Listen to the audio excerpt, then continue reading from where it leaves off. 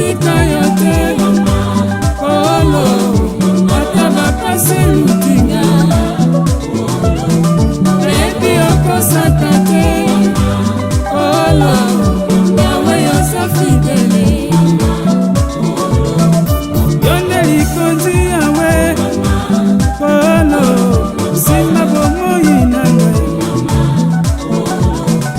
kolo na lelio kolo kambe na ngai. Très chers bien-aimés dans le Seigneur, Shalom. Nous vous aimons beaucoup dans l'amour du Seigneur.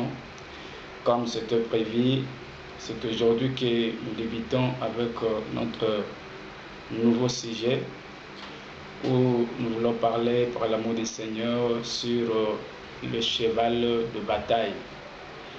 Cette prédication vous a été transmise par écrit sur notre page Facebook, mais on a voulu que cela soit aussi en live.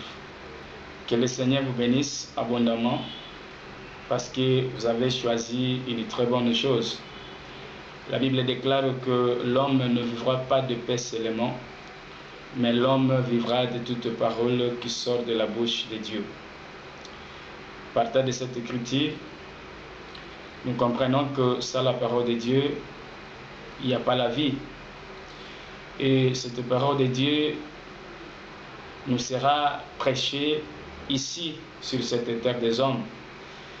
Moi, je l'ai toujours dit, c'est dans cette planète Terre qui nous a donné l'opportunité de prêcher. On ne prêchera pas au ciel, ni dans le séjour des morts. La seule personne qui avait prêché dans le séjour des morts, c'était notre Seigneur Jésus-Christ lui-même, parce que c'était sa mission. Mais nous, en tant qu'humains, en tant que serviteurs de Dieu, il nous a été confié, il nous a été recommandé de prêcher les vivants. Et c'est dans cette planète Terre. Voilà pourquoi, encore une fois de plus, nous vous bénissons partout où vous nous suivez. Et laisse que cette prédication que nous voulons débuter aujourd'hui soit une bénédiction pour vous qui aimez les choses de Dieu, pour vous, enfants de Dieu, et même pour vous tous qui seront en ligne pour suivre cette prédication. Que le Seigneur vous bénisse d'avance.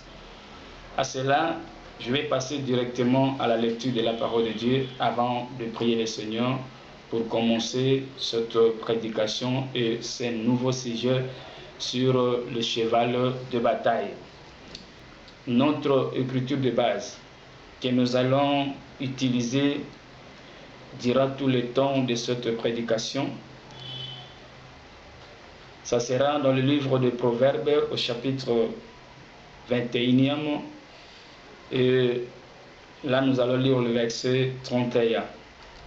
Je lis cette écriture de la Bible au nom de Jésus-Christ de Nazareth. Vous pouvez harnacher le cheval pour le jour du combat, mais la victoire dépend de l'Éternel. Là, je suis dans la version du Semeur. Mais dans d'autres versions, par exemple, dans la Bible Louis II, on nous dit que le cheval est équipé pour le jour de bataille, mais la délivrance appartient à l'Éternel. Cette écriture, en la lisant comme ça, nous comprenons que c'est une écriture proverbiale. Et dans un proverbe, il y a toujours une vérité qu'on déclare, une vérité qu'on veut nous parler, mais en utilisant une sagesse. Avant toute chose, je vais prier le Seigneur. Père très saint, encore une fois de plus, je te dis merci parce que tu es le maître des temps et des circonstances. Merci de nous avoir accordé cette opportunité de toucher à cette écriture de la Bible, de chercher à étaler ta pensée qui est caché dans cette écriture. Donne-nous alors, Seigneur, la transmission meilleure, et à tous nos auditeurs, auditrices de partout, donne-nous la compréhension et une très bonne écoute de ce message. Tout ce qui est du diable, tout ce qui est du malin, nous les neutralisons dans le nom puissant de notre Seigneur Jésus-Christ. Père très saint, nous te dédions cette prédication du début jusqu'à la fin, et surtout ces grands sujets que nous voulons aborder. Laisse que le Saint-Esprit puisse nous accompagner, parce que la Bible déclare que c'est poussé par le Saint-Esprit que les hommes ont parlé de ta part. Seigneur notre Dieu, parle-nous, édifie-nous, console-nous, blâme-nous, ajoute une certaine connaissance sur tout chacun de nous à travers cette prédication. Au nom de Jésus-Christ, nous te prions ainsi. Amen. Très bien, merci. C'est avec plaisir, comme d'habitude, que nous nous sommes venus vous retrouver pour ce nouveau sujet, pour ce nouveau thème qui veut nous parler du cheval de bataille. L'écriture que nous venons de lire, comme je viens de le dire, c'est une écriture proverbiale. C'est une vérité déclarée, mais dans la sagesse. Et par l'amour du Seigneur, et surtout par l'aide du Saint-Esprit, nous allons essayer de comprendre cette vérité qui est déclarée dans la sagesse, mais d'une manière claire maintenant. Nous allons essayer de comprendre en réalité qu'est-ce qui est caché dans cette écriture. Qu'est-ce que Salomon voulait en réalité dire? Quelle est cette vérité? Et pour essayer de trouver d'autres versets de la Bible, quelques tableaux de la Bible qui va nous donner l'opportunité, qui va nous donner l'occasion de bien expliquer ces versets clairement, afin que nous puissions non seulement comprendre cette vérité qui est déclarée, mais aussi cela va nous permettre de comprendre ce que Dieu veut de nous à travers cette écriture. Parce que moi j'ai toujours dit que la parole de Dieu, c'est une nourriture pour les enfants de Dieu. C'est comme un jour Jésus-Christ disait à la foule qui le suivait qu'aujourd'hui, si vous ne mangez pas ma chair et si vous ne buvez pas mon sang, donc vous ne serez pas digne pour le royaume des cieux. Cette foule n'avait pas compris ce qu'en réalité Jésus-Christ avait dit.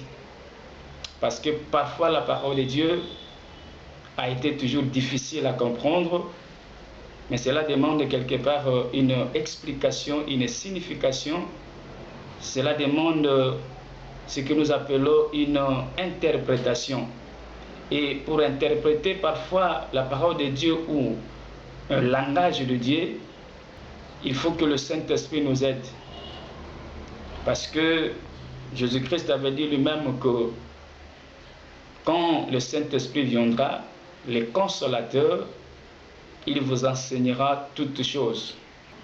C'est là où je comprends que le temps où nous sommes, c'est le temps où nous n'avons qu'un seul enseignant, qui est le Saint-Esprit de Dieu, mais qui travaille à travers les hommes que Dieu a préparés, à travers les hommes que Dieu a disposés, a choisis, a établis pour expliciter la parole de Dieu, qui est parfois difficile à comprendre, mais à travers le Saint-Esprit et à travers ces hommes de Dieu, cette parole puisse maintenant être comprise facilement pour ceux qui sont appelés au salut ou à la vie éternelle. Et pourtant, Jésus-Christ ne parlait pas de son corps, de sa chair, comme ça, physique, mais il parlait plutôt de sa parole. C'est pourquoi je dis que la parole de Dieu pour les enfants de Dieu est une nourriture. Et cette nourriture, c'est une nourriture qui donne aux enfants de Dieu, aux élus de Dieu, aux prédestinés de Dieu, d'hériter le royaume des cieux. Que Dieu te bénisse, toi qui as choisi d'écouter cette parole, parce que je crois et je confesse que cette parole que tu vas écouter va te donner l'opportunité d'hériter le royaume des dieux. Alors, dans cette écriture, il y a une pensée de Dieu, il y a une vérité de Dieu qui est cachée, mais qui a été déclarée dans la sagesse. En titre de rappel, la Bible dit « Le cheval est harnaché », ou soit on peut harnacher, on peut préparer, on prépare un cheval, on équipe un cheval pour le jour de bataille. Mais la délivrance appartient à l'Éternel.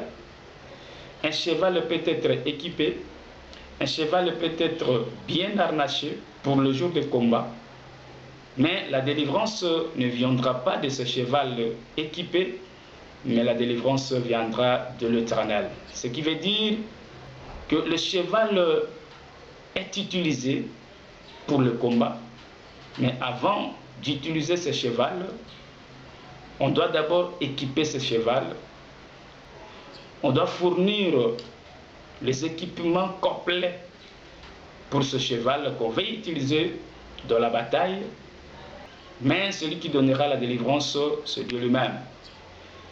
Suivez-nous très bien, parce que je viens de le dire que c'est une vérité qu'on déclare, mais dans la sagesse.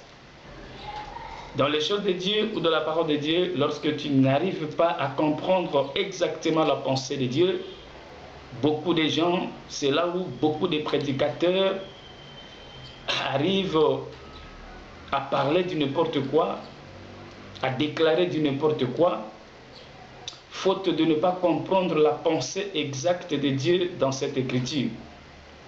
Ici, j'aimerais d'abord vous dire ceci.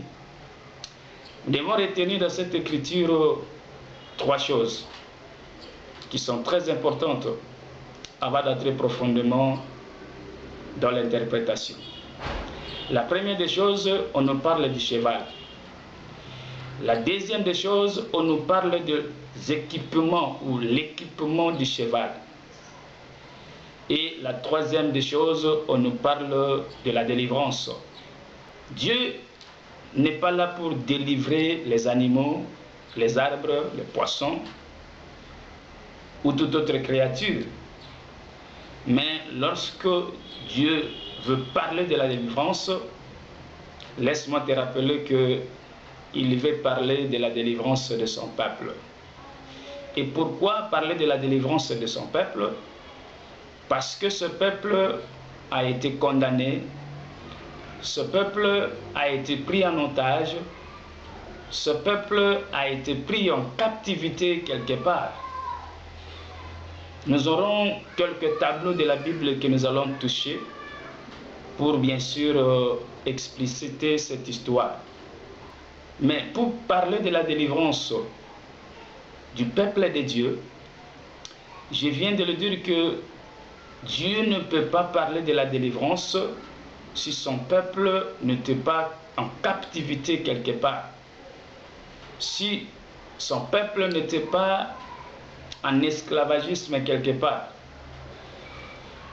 Et je vais remonter encore plus loin pour vous dire que n'oubliez pas que nous étions tous en captivité, nous étions tous esclaves du péché à travers la chute du premier homme depuis le jardin d'Éden. Lorsque l'homme a désobéi à la loi de Dieu, l'homme a été chassé du jardin. L'homme qui vivait autrefois dans le délice, l'homme qui vivait autrefois dans le repos, à travers le péché, l'homme a perdu son repos, l'homme a perdu sa bénédiction, l'homme a perdu sa liberté, l'homme est devenu esclave du péché. Je vais te rappeler que pendant tout ce temps que Adam vivait dans les jardins, il était dans la liberté, il était vraiment dans le repos, il était dans la bénédiction, il avait la possession de tout, la domination de tout. Mais lorsque cet homme a péché, Dieu l'a chassé du jardin, l'homme est devenu esclave. C'est le début de l'errance de l'homme.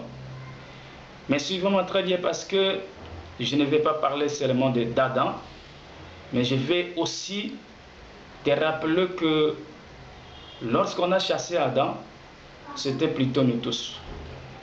Parce qu'il y a une écriture de la Bible qui dit, à travers le premier homme, l'humanité tout entière est tombée. La Bible déclare que tous ont péché et tous ont perdu la gloire de Dieu. Nous étions entrés dans l'esclavagisme du diable, qui est à l'origine du péché. Celui qui devrait nécessairement nous accorder cette délivrance, c'est seulement celui qui nous avait chassés du jardin. Je voulais dire que celui qui devrait nécessairement récupérer l'homme, libérer l'homme de la captivité, c'est seulement celui qui l'avait chassé. Et là, je vais parler de notre Dieu lui-même. C'est pourquoi ici, dans cette écriture de Proverbes, on nous rappelle de cette délivrance qui appartient à Dieu. Ça veut dire, c'est Dieu lui-même qui est capable de délivrer son peuple. C'est Dieu lui-même qui est capable de délivrer l'homme qui a été tombé, l'homme qui a été chassé, l'homme qui a été retrouvé dans la captivité du péché. Personne sur cette terre des hommes ne pouvait intervenir. Personne sur cette terre des hommes ne pouvait nous accorder cette liberté. Personne sur cette terre des hommes, je l'insiste, aucun pasteur, aucun évêque, aucun homme de Dieu ne pouvait nous donner cette délivrance du péché. La seule personne qui est capable de nous donner cette délivrance, de nous sauver, c'est seulement le Seigneur Jésus-Christ, que moi j'ai toujours déclaré que cet homme était un Dieu tout fait. Pourquoi? Parce que je viens de le dire. Celui qui avait chassé l'homme, c'était Dieu. Et celui qui devait récupérer l'homme, c'est toujours Dieu. Celui qui avait mis l'homme dans la prison, dans la captivité, dans l'esclavagisme, c'était Dieu. Et celui qui devrait récupérer l'homme de cet état-là, c'est toujours Dieu. Mais ce Dieu-là, pour libérer l'homme, pour manifester la libération ou soit la délivrance de l'homme, il a fallu porter un corps. Parce que l'homme qui est tombé est un homme charnel. L'homme qui est tombé, c'est un homme qui porte le corps, qui a la chair. Dieu aussi dans son plan, pour sauver cet homme, qui a été d'ailleurs créé de son image, qui avait sa ressemblance. D'ailleurs, c'est ce qui a poussé Dieu de chercher à délivrer l'homme. Parce que le jour de la création de l'homme, Dieu avait dit clairement que créons l'homme à notre image et faisons l'homme à notre ressemblance. Je vais dire à quelqu'un qui m'écoute à ce moment, je te rassure que tout celui qui a l'image de Dieu, tout celui qui se ressemble à Dieu, Dieu a été toujours prêt pour le secourir, pour le délivrer. Pourquoi? Parce que il a sa ressemblance, il a son image. Et je vais aller plus loin pour te dire qu'il n'y a qu'une seule chose qui peut te donner l'image de Dieu aujourd'hui, qui fera en sorte que tu sois l'image de Dieu et la ressemblance de Dieu, c'est seulement la parole de Dieu. Et pour bien préciser, je te dirais que c'est seulement la parole de Christ. Parce que la Bible déclare que celui qui est en Christ est devenu une nouvelle créature. Devenir une nouvelle créature, c'est porter l'image de Dieu, c'est être à la ressemblance de Dieu.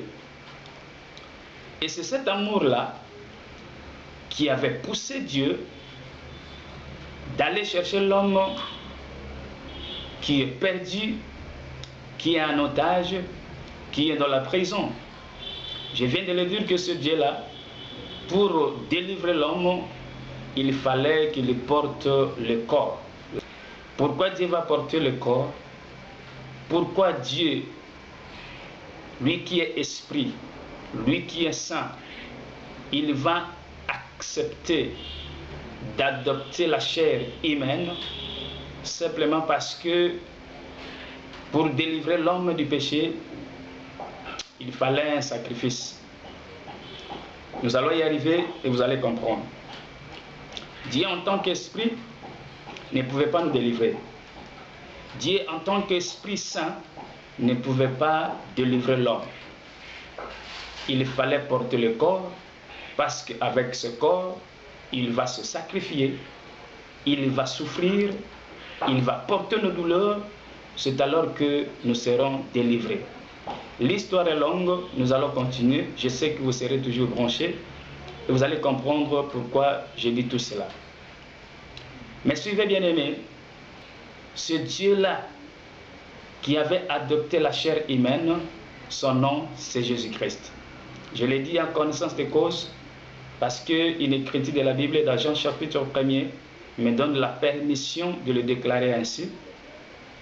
La Bible dit, au commencement était la parole, et cette parole était avec Dieu, cette parole était d'ailleurs Dieu, et cette parole s'est faite chair, cette parole est venue sur la terre. Cette parole, lorsque elle a adopté la chair humaine, la parole est venue sur la terre, c'est ça la naissance de notre Seigneur Jésus-Christ, tout un Dieu qui devait naître comme un homme, qui devait porter le corps, adopter la chair humaine pour sauver l'homme qui est entré dans la captivité. Et la Bible témoigne que lorsque cet esprit a porté le corps, ce corps est venu sur la terre et il s'est présenté comme un fils unique venu du Père. Bien-aimés dans le Seigneur, nous avons l'audace, supportez mon langage, de déclarer que Jésus-Christ est Dieu, selon l'écriture que je viens de vous donner.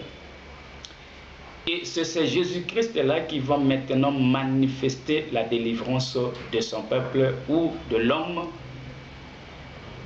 qui a été mis dans la captivité du péché.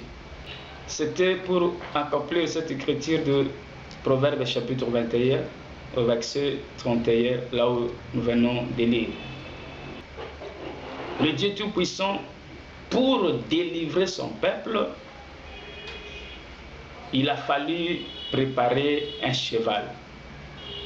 Il a fallu utiliser un cheval. Il a fallu harnacher un cheval. La délivrance est à lui, celui qui a la force, celui qui a la mission, celui qui a la puissance de délivrer l'homme, de délivrer son peuple.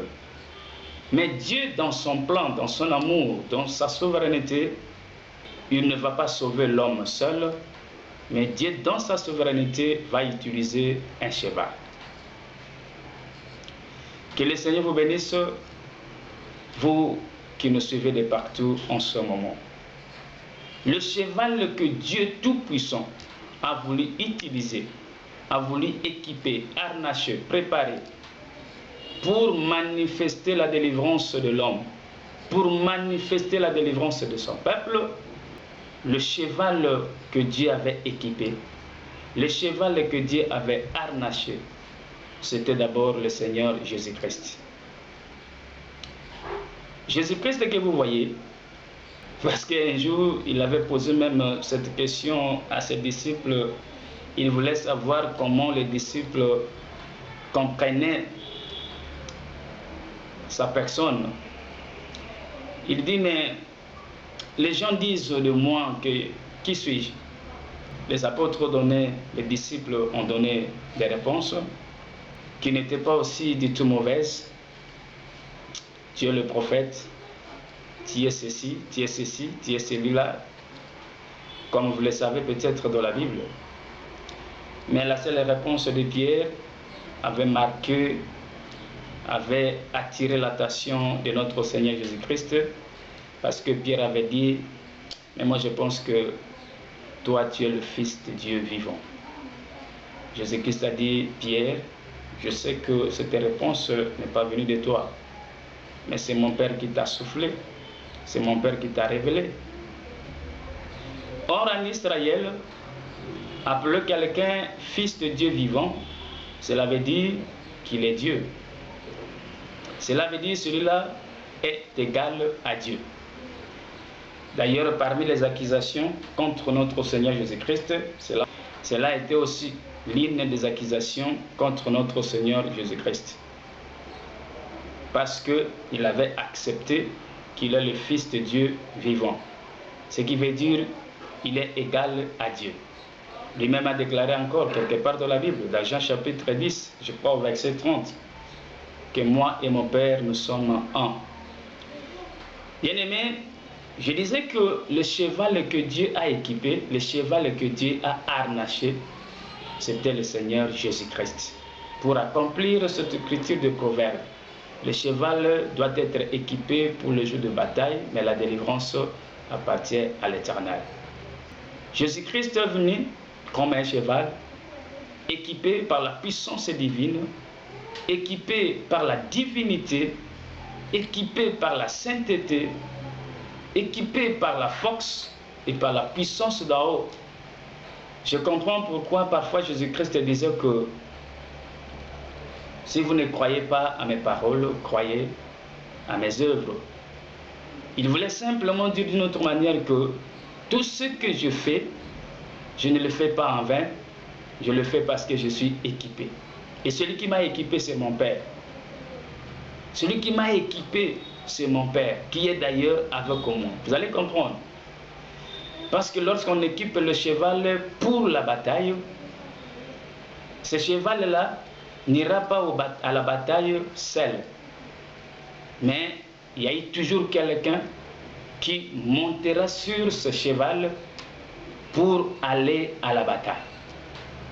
Comprenez que lorsque je dis le véritable cheval d'abord, c'est le Seigneur Jésus-Christ, comme un cheval équipé par Dieu, il n'était pas seul, il était avec Dieu. C'est Dieu qui était en lui.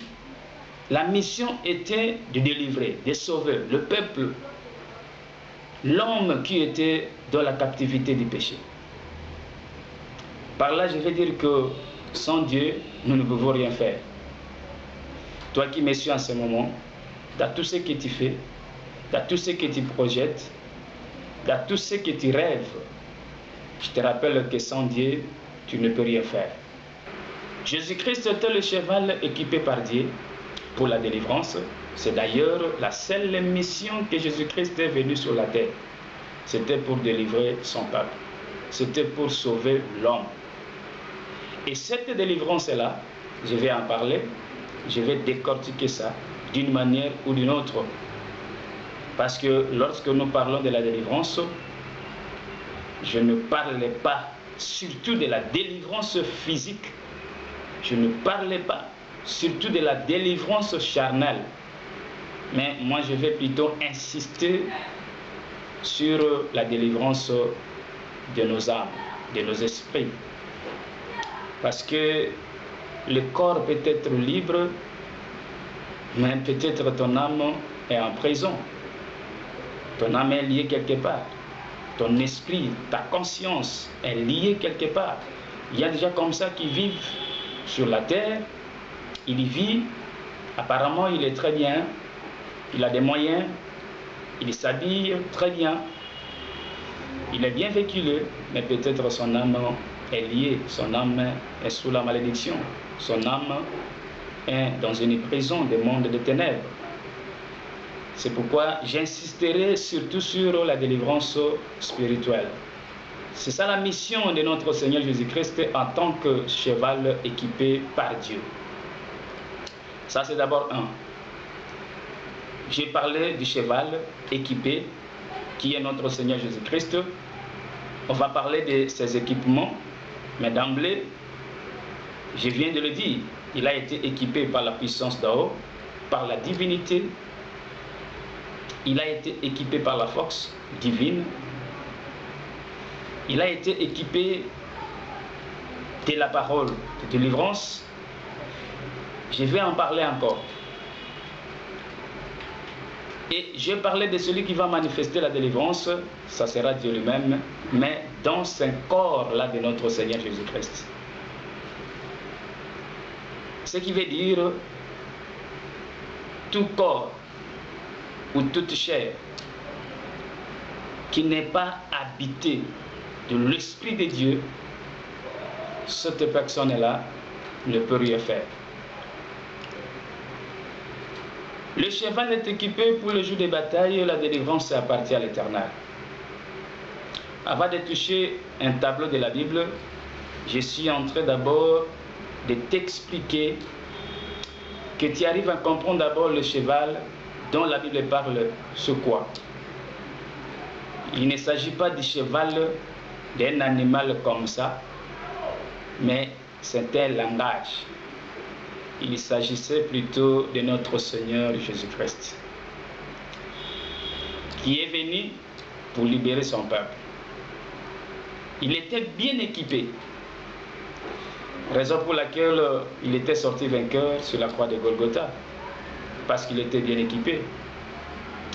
Je vais dire à quelqu'un, dans la vie chrétienne, si tu n'es pas équipé, tu ne sauras rien faire. Même sur cette terre des hommes, dans tout ce que nous faisons, si on n'est pas équipé, on ne restera jamais. Mais je te rappelle que l'équipement le plus puissant, c'est avoir le Saint-Esprit en toi. C'est avoir la parole de Christ en toi. C'est avoir le nom de Jésus-Christ. Vous savez pourquoi? Parce que la Bible déclare que c'est avec ce nom-là que nous chasserons même les démons. C'est avec ce nom-là que nous allons invoquer Dieu. Restez branchés, chers bien-aimés. À très bientôt, la deuxième partie interviendra. Je dis que le Seigneur vous bénisse pour tout le temps que vous venez de nous donner pour écouter cette prédication qui sera une bénédiction pour vous. Nous vous demandons de vous abonner massivement sur notre chaîne en ligne. Tu seras à la hauteur de suivre toutes nos prédications sur notre chaîne en ligne YouTube Mediac TV. Abonnez-vous massivement. D'ici là, portez-vous bien et que le Seigneur vous bénisse. À la prochaine.